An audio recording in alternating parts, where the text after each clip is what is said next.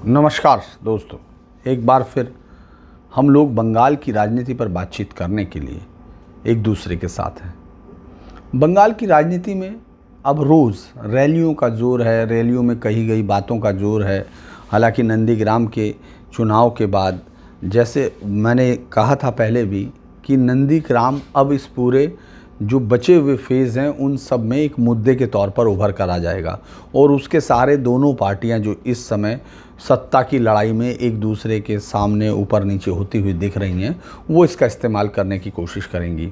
आज पहले तो प्रधानमंत्री नरेंद्र मोदी की रैली पर बातचीत करते हैं, जो कि रैली तारकेश्वर में हुई। हालांकि हरिपाल जगह थी जो कि हुगली ज़िले में आती है और हुगली लोकसभा सीट पर भी आती है। दूसरी तरफ हम लोग अगर दूसरी बातचीत करते हैं तो वो तारकेश्वर विधानसभा है, जहाँ की ये रैली बिल्कुल बराबर में थी और मेनली इस रैली का नाम ही तारकेश्वर, जो प्रधानमंत्री की रैली थी, वो रखा गया था। इस रैली में भीड़ के लिहाज से जिस तरह से बीजेपी पुरुलिया के बाद से या ब्रिगेड मैदान से शुरुआत की, तब ज़रूर उसके साथ पैरेलल करने की कोशिश की गई थी। जो 28 फरवरी की रैली थी संयुक्त मोर्चे की, उसके साथ उसका कंपैरिजन किया जा रहा था, कम या ज़्यादा उसको सब लोगों ने अपने अपने नज़रियों से देखा था। लेकिन उसके बाद पुरुलिया, फिर उसके बाद बांकुड़ा और इस तरह करके प्रधानमंत्री नरेंद्र मोदी की पहली 4 रैलियों के बाद ये अगले चरण में जो रैली हुई पहले अप्रैल को और अब ये दूसरी 3 अप्रैल को, जिस तरह से ये रैलियां हुई हैं, उन सब रैलियों में जिस तरह से संख्या बढ़ती जा रही है, बीजेपी को उससे बहुत आशाएं होती जा रही हैं और लगातार भीड़ जो उनकी रैलियों में, प्रधानमंत्री नरेंद्र मोदी की रैलियों में भीड़ है, वो ये भी उनको आश्वस्त कर रही है बीजेपी को कि जैसे वो सत्ता के और करीब होती जा रही है। ये इस पर बाद में डिबेट हो सकती है कि अभी ये कितना सच है, क्योंकि अभी ये रणनीतिक तौर पर एक दूसरे के खिलाफ इस्तेमाल की जा रही जो नीतियां हैं उन्हीं का एक हिस्सा है कि प्रधानमंत्री नरेंद्र मोदी आज की रैली में भीड़ देखकर यकीनन खुश हुए, चूँकि वो लगातार हो रहे हैं। उन्होंने कहा भारी तादाद में जो आप लोगों की यहाँ उपस्थित हैं, मैं उन सब माताओं और बहनों से आशीर्वाद लेने आया हूँ और बीजेपी के लिए वो लोग इनको बहुत शुभ मान रहे हैं। उनको ये लगता है आज मंच पर जिस तरह प्रधानमंत्री वहाँ मौजूद लोगों से मिले, उसमें सबसे इम्पॉर्टेंट जिन 2 चेहरों का मैं जिक्र करना चाहता हूँ, क्योंकि अभी तक बीजेपी के हम मुख्यमंत्री पद के चेहरों पर कौन संभावित चेहरे हो सकते हैं उस पर बातचीत नहीं करें, क्योंकि उसकी चर्चा भी बेहद कम है। हालांकि जो अलग अलग तरीके से नाम उभर के आते हैं उसमें दिलीप घोष और लॉकेट चक्रवर्ती और एक नाम जो आज मंच पे थे, स्वप्न दास गुप्ता का, वो नाम भी एक बड़ा इंटरेस्टिंग नाम है जो यहाँ उनके सामने आया है। क्योंकि किसी को ये शायद बहुत ही कम लोगों को ये मालूम होगा, स्वप्न दास गुप्ता आज से नहीं, जब लाल कृष्ण आडवाणी की रथ यात्रा हुई थी तब वो उसमें भी शामिल हुए थे। इसके बाद राज्यसभा सांसद थे और इस चुनाव में उन्होंने राज्यसभा सांसदी से इस्तीफ़ा दिया है। यानी वो अकेले हैं जो सांसद इस वक्त चुनाव लड़ रहे हैं जिन्होंने इस्तीफ़ा दिया है। इसके अलावा लॉकेट चक्रवर्ती सांसद हैं, उन्होंने इस्तीफ़ा नहीं दिया, वो यहाँ से जीती हुई सांसद हैं। और इसके बाद जो दूसरी सीट है, वहाँ आरामबाग की सीट है, वहाँ से बीजेपी के जो उम्मीदवार थे वो 1000 वोटों से महज आ रहे थे। अगर हम इसको 2016 के आंकड़ों से कंपेयर करते हैं तो लगता है कि जैसे इस इलाके में पूरी तरह से टीएमसी थी। उस समय कहीं कोई बीजेपी का कोई नामो निशान भी नहीं दिख रहा था और ना ही ये उम्मीद थी कि अचानक बीजेपी यहाँ बहुत ताकत से आ सकती है। 2019 में इससे उलट शुरू होता है। 2019 जब आता है तो उसमें उनके साथ शुरू हो जाती है बीजेपी की बहुत बड़ी जीत की संभावना है। बीजेपी के तमाम जो सीटें, यहाँ 18 सीटों में से ये माना जा रहा है कि 16 सीटों के करीब हुगली ज़िले की बीजेपी जीत सकती है। ये उनका अपना एक आकलन है जिसको लेकर वो वहाँ आप उन कार्यकर्ताओं से बात करते हैं तो वो इस पर बातचीत करते हैं। अब इस पूरे हिस्से पर अगर हम आगे की तरफ बात करें, जो प्रधानमंत्री नरेंद्र मोदी ने अपनी रैली में कहा, तो उसमें कई बातें आज बिल्कुल अलग थी। एक तो वो पूरी तरह से जैसे 1 अप्रैल के उसके बाद उन्होंने पहली बार इस रैली में साफ किया कि ममता दीदी हार गई हैं और उनको देख लेना चाहिए पूरे तौर पर। दूसरा, उन्होंने कहा कि इस पूरे में बहुमत मिल रहा है बीजेपी को, अब उसमें कोई संदेह नहीं रह गया। ये जो लोग दिख रहे हैं, जिस तरह का उत्साह दिख रहा है, ये बता रहा है कि किस तरह से उनकी पार्टी को बहुमत मिल रहा है।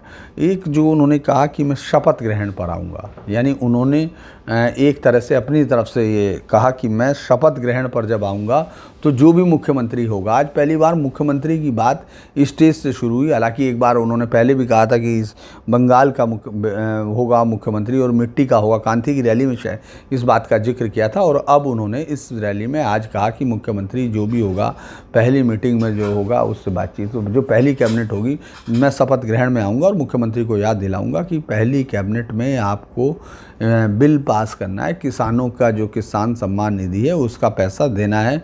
और एक और बात गौर करने लायक आज की सभा में थी, उन्होंने इससे पहले चुनावी प्रबंधन में लगे हुए अधिकारियों के लिए तो काफ़ी कुछ कहा कि वो लोग ये ध्यान रखें। उन्होंने पुलिस अधिकारियों से भी कहा था, मतलब अधिकारियों को उन्होंने कहा था कि वो याद रखें कि वो संविधान की भावना के मुताबिक काम करें, यानी संविधान से जो उनको संविधान प्रदत्त ड्यूटी है उसका वो पूरी तरह से पालन करें उसी के बाद। लेकिन आज उन्होंने ज़्यादा उस चीज़ को स्पष्ट करते हुए कहा कि जो हुआ सो हुआ, यानी 10 सालों में आपने जो करा जो किया उसको अब ख़त्म करते हैं और अब आप सेवा के मूड में आ जाइए। बंगाल की जनता की सेवा की आप तैयारियां शुरू कर दीजिए और उनके आधार कार्ड चेक कीजिए, उनके जो कार्ड हैं वो तैयार बनाइए, उनके बैंक खातों के देखिएगा।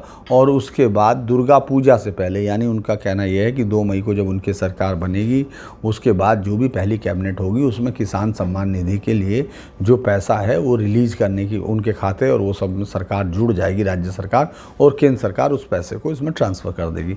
इस बात पर काफ़ी तालियां भी बजी, वहाँ के लोगों ने बड़ी खुशी भी हुई।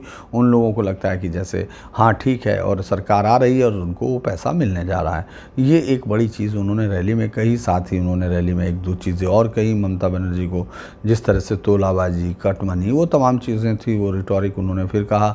उन्होंने कुछ लोकल मुद्दों को भी छुआ, जिस तरह से हुगली का इंडस्ट्रियलाइजेशन हुआ था और उसके बाद उसको जिस तरह से अब वहाँ कुछ नहीं है, सिंगूर के मुद्दे पर भी कहा। और ये देखिए हैरानी की बात यह है कि राजनीति किस तरह से व्यक्ति के अंदर चेंज होती है या लोगों के इरादे और वादे किस तरह बदलते हैं कि जिस सिंगूर के विरोध में, यहाँ जिस टाटा की फैक्ट्री के विरोध में पूरा सिंगूर एक हुआ और सिंगूर से फिर पूरा बंगाल एक हुआ, वही सिंगूर में इंडस्ट्रियलाइजेशन ना होने की बात आज प्रधानमंत्री मोदी ने की तो उस पर भी लोगों ने तालियां बजाई। यानी लोग उस रुख से अलग खड़े होते दिखे जो कि उन्होंने सिंगूर के आंदोलन के वक्त ममता दीदी के साथ खड़े होकर किया था। इसी समय आज ममता दीदी भी यहीं तारकेश्वर में 1:30 बजे करीब उन्होंने रैली की थी।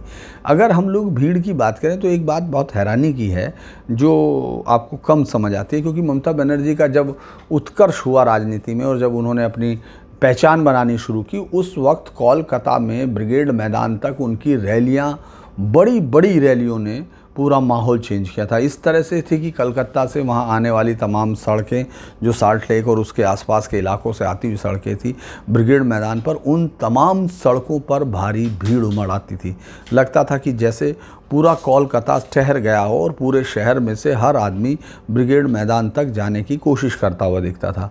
लेकिन अभी जब से ब्रिगेड मैदान पर 3, अगर हम लोग इनको त्रिकोणीय मुकाबला इसको मानते हैं कि एक तरफ संयुक्त मोर्चा जो जिसमें वाम मोर्चे के बहुत सारे घटक मिलकर वाम मोर्चा, कांग्रेस और फिर आपके ISF यानी जो सेकुलर फ्रंट जो अब्बास सिद्दीकी का है, उन सब का है।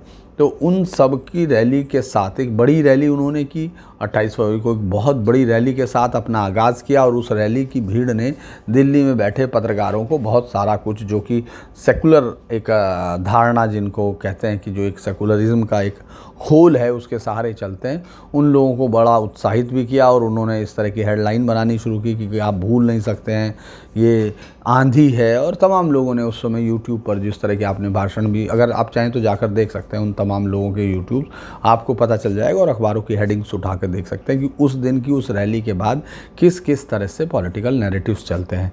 उसके बाद फिर प्रधानमंत्री नरेंद्र मोदी के नेतृत्व में जो बीजेपी की रैली हुई, वो एक रैली, बड़ी रैली हुई।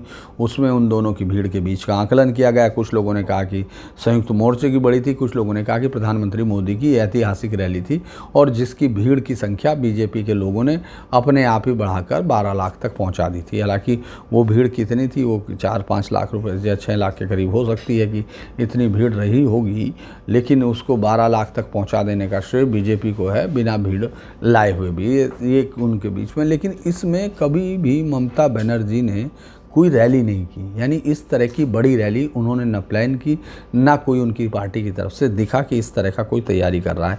ये एक अलग किस्म की ममता बनर्जी की रणनीति लगी। उन्होंने शायद प्रशांत किशोर इस तरह की रणनीति के बहुत माहिर माना जाता है। मुझे तो मैं उनकी खैर पॉलिटिकल उसको लेकर मैं कभी नहीं मानता हूँ कि उनकी आम जनता से कोई राब्ता है या आम जनता को कुछ वो देने के इशू वो तय करते हैं, उनसे कोई मतलब होता होगा, क्योंकि पॉलिटिक्स में शामिल लोग हैं उनको ज़मीन का ज़्यादा मालूम होता है। वो जानते हैं कि किस आदमी का मूड कब बदल रहा है। तो ऐसे में वो प्रशांत किशोर की बातों पर यकीन करते होंगे। मुझे शक होता है हर बार, मैं ये बात पहले भी कई बार कह चुका हूँ, लेकिन मुझे लगता है कि फिर उन्होंने छोटी छोटी रैलियों वाला ये आइडिया उनको पसंद आया, क्योंकि जो नीतीश कुमार की जो चमत्कारिक तौर पर जीत हुई थी उसमें वो छोटी छोटी रैलियों को ही महत्ता दी गई थी, एक बड़ी रैली नहीं करने की बजाय। लेकिन बंगाल में जब 2 हिस्से बड़ी रैलियाँ कर चुके हों और प्रधानमंत्री नरेंद्र मोदी लगातार बड़ी रैलियाँ करके चुनौती दे रहे हों, तब ऐसे में ये सवाल ज़रूर खड़ा होता है कि आखिर ममता बनर्जी ने इस चुनौती को स्वीकार क्यों नहीं किया। वो नंदीग्राम तो पहुंच गई चुनौती करने के लिए, लेकिन उन्होंने ये एक बड़ी रैली करने की चुनौती स्वीकार नहीं की। ये बात थोड़ा सा हमको अजीब लगती है कि वो क्या स्ट्रेटजी थी। लेकिन हर पार्टी को अपनी एक स्ट्रेटजी बनाने का हक है, लिहाजा उन्होंने अपनी बनाई है और वो छोटी छोटी रैलियों के सहारे आगे बढ़ती जा रही हैं। आज प्रधानमंत्री ने जिस तरह कहा उसका क्या मकसद हो सकता है?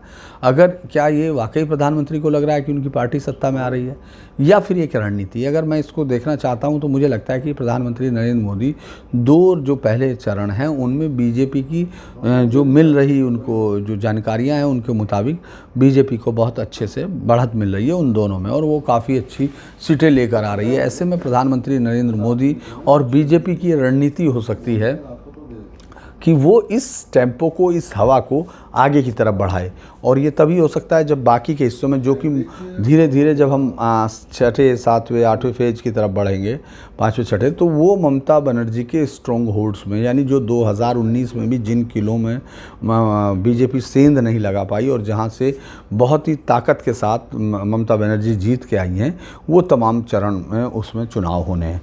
अब वहाँ तक ये मैसेज पहुँचाना बीजेपी के लिए ज़रूरी है कि ममता बनर्जी नंदीग्राम में फंस गई हैं और उनकी जीत पर संदेह उभर जाने से इन बाकी हिस्सों में मुझे लगता है कि बीजेपी को मदद मिल सकती है, क्योंकि जो स्विंग वोटर्स है वो उसकी तरफ मूव कर सकता है। यानी जिनको सत्ता के उसमें वोट देना अच्छा लगता है या उस तरफ वो बढ़ते हैं, जो स्विंग वोटर का अमूमन स्वभाव होता है, तो ये चीज़ें उस तरफ जा सकती हैं। यानी बीजेपी ने एक रणनीति के तहत आज ही प्रधानमंत्री नरेंद्र मोदी ने ये घोषणा की कि किस तरह से उनका मंत्रिमंडल बनेगा और किस तरह से अधिकारियों को काम करने हैं और किस तरह से मंत्रिमंडल का, उनके राज्य का जो मंत्रिमंडल होगा उसका पहला फैसला क्या होगा। ये मनोबल से ज़्यादा, मतलब ये आत्मविश्वास से ज़्यादा अपने कार्यकर्ताओं का मनोबल और आगे की तरफ जो फैंस सीटर्स हैं, जो लोग अभी डर में हैं कि ये सरकार आ जाएगी तो शायद उनको गलत नतीजे भुगतने हों या फिर उस राजनीतिक हिंसा का सामना करना पड़े, जो कि लगातार बंगाल की एक फितरत रही है। तो मुझे लगता है कि उसी चीज़ को उन लोगों को यकीन दिलाने के लिए प्रधानमंत्री नरेंद्र मोदी ने आज इस तरह की बातचीत की। इसके उलट ममता बनर्जी आज फिर चंडी पाठ करती दिखी। ममता बनर्जी के साथ ये समझ में नहीं आ रहा है उनकी राजनीति में कि वो किस रणनीति पे काम कर रही हैं, वो लाइन क्या है जिसको ममता बनर्जी यहाँ खींच रही हैं और जिसके सहारे उनको लगता है कि वो प्रधानमंत्री नरेंद्र मोदी की लोकप्रियता को, जो बढ़ती हुई लोकप्रियता है, उसको रोक सकती हैं, खासतौर से इस पूरे अंचल में जहाँ उनका प्रभाव क्षेत्र है। अगर मैं इसको देखता हूँ कि उन्होंने किस तरह से अपना प्लान बनाया हुआ कि अल्टरनेट हिस्से में अगर इधर की तरफ से सीट कम होती है, जो उनको 2016 में जिस तरह से उनको वोट मिले थे, उन सीटों का अगर शिफ्ट होता है, मतलब उन वोटों में से इधर की तरफ जो नॉर्थ बंगाल है और सब में उनको अगर ताकत कम होती है, बीजेपी की ताकत जिस तरह बढ़ी है, तो वो उसकी भरपाई कहाँ करेंगी। वो मालदा, मुर्शिदाबाद और इन तमाम जगहों पर अपनी निगाह गड़ाए हुए हैं और इसीलिए वो मंच पर से एक रैली में चंडी पाठ करती हैं तो दूसरी रैली में अब्बास सिद्दीकी और ओवैसी को, दोनों को एक तराजू में रखकर बीजेपी का आदमी घोषित कर देती हैं और ये साफ तौर पर कहती हैं कि आपको बंटना नहीं है। इसमें अगर आप इसको कैलकुलेशन के हिसाब से देखते हैं, चूँकि राजनीति में कोई कैलकुलेशन इस तरह होते नहीं हैं, मेरा मानना है कि जब राजनीतिक अगर आप गौर करते हैं तो जो पार्टी इसमें ऊपर की तरफ जा रही होती है, कोई भी पार्टी जो उस चुनाव में अगर ऊपर जाती हुई दिखती है, तो ये मालूम नहीं होता कि वो कहाँ जाकर रुकेगी, यानी उसकी बढ़त कितनी आगे तक जा सकती है, ये आप बहुत आसानी से एसेस नहीं कर सकते हैं। और जो पार्टी नीचे आ रही होती है, आप ये नहीं देख सकते कि वो कहाँ जाकर रुकेगी। इस पूरे दोनों में अगर आप गौर करें तो आपको लगेगा कि जैसे बीजेपी अभी बढ़ती हुई पार्टी है। अगर 2016 के इलेक्शन में उसको सिर्फ 3 सीट मिली थी जिनको उपचुनाव में खोना पड़ा था, तो वही चीज़ें आपको अब बढ़ती हुई दिख रही हैं। यानी अगर आप किसी से भी न्यूट्रल उससे टीएमसी के जो वर्कर हैं उनसे भी पूछेंगे तो वो भी 100 सीटों के आसपास बीजेपी को दे रहे हैं, 80 से 100 के बीच में दे रहे हैं, जो कि उसकी बढ़ती हो गई। और आप दे रहे हैं तो इसका मतलब वो सीटें आगे बढ़ते हुई जाएंगी। और जो पार्टी नीचे आ रही है, यानी आप अपने 211 के उससे नीचे आ सकते हैं, आप नीचे की तरफ जा रहे हैं, आप नीचे गिरते हुए दिख रहे हैं। यहाँ तक कि ममता बनर्जी नंदीग्राम में फंसती हुई दिख रही हैं और बहुत सारे मुमकिन है कि ये बहुत उनको पराजय का सामना भी करना पड़ सके। ये बात भी लगातार हवा में है। तो ऐसे में ममता बनर्जी का जो मनोबल है वो टूटा हुआ हो सकता है, या ममता बनर्जी अपने आप को मुसीबत में घिरा हुआ देख सकती हैं। इसी बीच में दो टेप्स की हम लोग बात कर लेते हैं। एक वो वीडियो सामने आया जिसमें ममता बनर्जी पैर हिला रही हैं और उस जिस पैर में चोट लगी है उसको बड़े आराम से हिलाती हैं, बड़े आराम से वो करती हैं। तो ये उस तरफ है जो लगातार बीजेपी शुरू से कह रही है और ये कोशिश कर रही है, ममता बनर्जी की जितनी भी विरोध में खड़ी हुई पार्टियां हैं, कि ये चोट एक सहानुभूति हासिल करने का बहाना थी और इसी वजह से उन्होंने फिर कभी उसका जो है उस चोट के बावजूद वो घूम रही हैं, लगातार घूम रही हैं और उस चोट से उनको लगता है कि तमाम लोगों को कि ये कहीं सहानुभूति हासिल करने की एक कोशिश तो नहीं है। हालांकि ये इस तरह की टिप्पणियां करना मुझे लगता है कि मेरे लिए तो अनुचित होगा, क्योंकि वो उनकी चोट है। चोट वहाँ जहाँ लगी थी वहाँ हम लोग थे, हम लोगों ने देखा था कि वो दरवाज़ा बंद हुआ उससे जो एक लोहे के 2 पिलर खड़े थे। लेकिन वो चोट कितनी थी, क्या थी, इस पर डॉक्टरों का जब तक कि वो नहीं आता वो तो उसके बारे में कोई भी कंक्रीट राय बनाना मुश्किल है। हालांकि जिस तरह का वो वीडियो है वो लोगों के अंदर संदेह पैदा कर रहा है और उन तमाम लोगों के जो बीजेपी के वोटर हैं उनको इस पर हंसने का या इस पर तंज कसने का मौका। एक दूसरा वीडियो आता है जिसमें 2 लोग आपस में बातचीत कर रहे हैं, उसमें एक पुलिस में है और वो बातचीत का जो इशारा है उसमें 35 करोड़ की बात की जा रही है जो तथाकथित तौर पर अभिषेक को दिए जा रहे हैं। यानी हर उनको जो ये कोयला जो उसके बाद कोयला खदानों का जो घोटाला सामने आया था उसमें 35 करोड़ रुपए की वसूली की बातचीत सामने आ रही है। ये टेप भी ऐसे समय में आता है जब अभिषेक बनर्जी के इलाके में चुनाव हो रहा है। अभिषेक बनर्जी डायमंड हार्बर के जो इस हिस्से में है वो हुगली के और उसके हावड़ा के और इस तमाम चीज़ों में बहुत प्रभावी नेता के तौर पर अपने आप को देखते हैं। हालांकि उनका आज आराम बाग में रैली का उन्होंने जो फ़ोटो भी ट्वीट किए थे वो भी उनको लगता है कि बहुत ही ज़्यादा भीड़ थी और भीड़ उनको स्वागत कर रही है और मुकाबले मोदी के उनको आगे बढ़ाने की कोशिश कर रही है, उनका कहना है। मैं सुबह भी बता चुका कि इस समय अभिषेक बनर्जी की क्या स्थिति है, वो कितनी रैलियां करना चाहते हैं। लेकिन अब मुझे लगता है कि बीजेपी अभिषेक को घेर रही है। अभिषेक बनर्जी के गढ़ में उनको चारों तरफ से घेरा गया है। आज भी 4 रैलियों के साथ जो यूपी के मुख्यमंत्री योगी हैं वो हैं, कल भी वो यहीं हैं, वो फिर रैलियाँ करेंगे। रैलियों की 4 रैलियों की एक लंबी जो है उनका डे प्लान है और कल तीसरे चरण का चुनाव प्रचार का दिन समाप्त हो जाएगा। कल शाम 4 बजे से जो 31 सीटें हैं तीसरे चुनाव की, जिसमें हुगली, हावड़ा और साउथ 24 परगना की सीटें हैं, उन सब के लिए चुनाव प्रचार थम जाएगा और वोटिंग 6 को है, 6 अप्रैल को वोटिंग होगी। ऐसे में उस वोटिंग के समय पर यहाँ की किस तरह से इन पूरे हिस्सों की रिपोर्ट वो करेंगी, ये बड़ा मुश्किल होगा कि किस तरह से ये सब प्रोसेस इस सब में अभी से ही कह पाना मुश्किल है। लेकिन बीजेपी इस हिस्से को अपने पास रखने की कोशिश कर रही है। वो पूरी कोशिश कर रही है कि 2019 की सफलता को दोहराया जा सके। आज अगर ममता बनर्जी का संवाद देखते हैं तो एक जगह वो मुस्लिमों को ये अपील करती दिखती हैं कि वो सिर्फ 100% एक पार्टी को वोट करें और दूसरी तरफ वो चंडी पाठ कर अपने ऊपर लगे हुए तुष्टिकरणों के आरोपों को धोने की कोशिश में लगी हुई है। ये कोशिश किस तरह से बिखरी बिखरी सी दिखती है इस पर हम लोग बात कर चुके हैं। फिर भी एक बार फिर अगर बातचीत का तरीका तो वो यही कहता है कि मुझे नहीं लगता कि ममता बनर्जी इसको एक प्लान के तहत कर रही हैं। वो अभी इधर से अगर ये पहले ईंट दिख रही तो इसको उठा लिया, उधर से अगर पहला सीमेंट दिख रहा है तो उसको जोड़ दिया। इस तरह से वो एक बेढंगी सी इमारत तैयार करने की कोशिश करती दिख रही। मुझे मालूम नहीं है कि इस जब जो रिज़ल्ट्स आएंगे तो उस वक्त, चूँकि अभी तीसरा फेज़ है, हम तीसरे फेज़ के बाद थोड़ा और कंक्रीट हो पाएंगे कि किस तरफ आगे बढ़ रही है। चूँकि आप असेसमेंट लोग बहुत आसानी से कर सकते हैं क्योंकि वो बाहर बैठे हैं, उनको कोई मतलब भी नहीं। जैसे ज़्यादातर लोगों से अगर मैं बात करता हूँ तो दिल्ली में बैठे हुए पत्रकारों के फ़ोन आते हैं, उनका ये सिर्फ कहना होता है कि किसी न किसी तरीके से वो बना लेंगी। यानी वो बाहर बैठे हैं, वो ग्राउंड नहीं देख रहे हैं, लेकिन इसके बावजूद उनको लगता है कि दीदी किसी न किसी तरह से बना लेंगी। इसके पीछे एक सिद्धांत भी होता है कि जो चीज़ एग्जिस्ट कर रही होती है तो लोग उसी के एग्जिस्टेंस को तलाश कर रहे होते हैं और उसी पर यकीन कर रहे होते हैं। उसी तरह से मुझे लगता है कि इस पूरे चुनाव में ममता बनर्जी की शक्ति सबसे बड़ी यही है कि लोगों को ये लग रहा है कि उन्होंने 10 सालों में जो तंत्र खड़ा किया वो किसी ना किसी तरह उनको ला देगा और हम इस पूरे हिस्से में जनता की भूमिका को भूल जाते हैं। चूँकि जब मैं आसाम चुनाव कवर कर रहा था तो इसी तरह की स्थिति थी पिछले आसाम चुनाव में, और उस समय कोई भी जो यकीन करने के लिए तैयार नहीं हो रहा था कि यहाँ बीजेपी सत्ता में आ जाएगी, चाहे वो समुज्ज्वल भट्टाचार्य हो जो आंसू के लंबे समय तक एक आइडियलॉग भी हैं और वो तमाम बीजेपी विरोध में वो काफ़ी सक्रिय भी थे। लेकिन जनता ने अपना फैसला दिया और वो चुने गए। उसी तरह त्रिपुरा में जिस तरह के मैंने गढ़े हुए कहानियाँ देखी थी और हर बार यही कह रहे थे कि यहाँ से हटा पाना असंभव है, लेकिन जनता ने आराम से पकड़ा और उनको बाहर निकाल दिया। तो जनता के ऊपर संशय करने के लिए बड़ा कारण पत्रकारों के पास उनकी अज्ञानता रहती है, क्योंकि जनता जब तय कर लेती है तो उसके बाद फिर कोई रास्ता बचता नहीं है। जैसे कि मैं यहाँ देख रहा हूँ कि पूरे हिस्से में अभी भी मेरा मानना यही है कि जिस तरह से जनता यहाँ एक फ़ैसला करती हुई सी दिख रही है, जो भीड़ का कनेक्ट है, भीड़ का जोश है, वो आपको दिखाई देगा प्रधानमंत्री नरेंद्र मोदी की रैलियों में या फिर राज्य की मुख्यमंत्री ममता बनर्जी के बीच के। इसके अलावा के नेताओं को अगर आप देख रहे हैं तो फीलर्स के तौर पर है।